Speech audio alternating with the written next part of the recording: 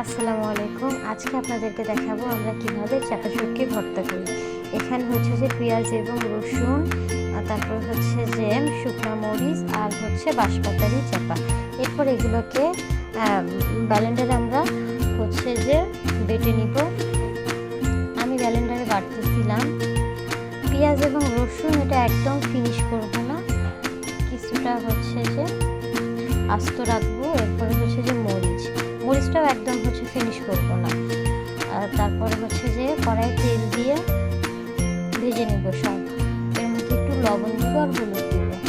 তারপরে হচ্ছে যে বেটে রাখা পেঁয়াজ, রসুন, মরিচ আর শুটকিটাও ব্লেন্ডারে বেটে নিচ্ছি। এরপর হচ্ছে যে তেলের মধ্যে ভালো করে ভাজবো, ভালো করে ভেজে নেব। এটা হচ্ছে যে খুব সহজ একটা রেসিপি, ময়মনসিংহ জেলার একটা রেসিপি, কিন্তু আমরা এটা খুবই পছন্দ করি। এই শুটকি ভর্তাটা এরকম করে, তারা তো শুটকি অনেক রকমভাবেই করে, তার মধ্যে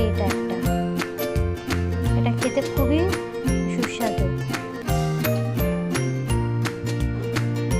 এবং অনেক ইজি, অনেক তাড়াতাড়ি বানানো যায় এই ভর্তাটা। সেটা একদম ভাজা ভাজা করতে হবে, একদম ভাজা ভাজা করলে তারপরে শেষ। এই তো রেডি হচ্ছে যে। এর মধ্যে আমি একটু সাজানোর জন্য মরিচ দিয়ে দিচ্ছি, এরপর আবার উঠায় ফেলছি। এই তো রেডি। এই ভর্তাটা খেতে খুবই ভালো লাগে। এখানে রসুনের পরিমাণটা একটু বেশি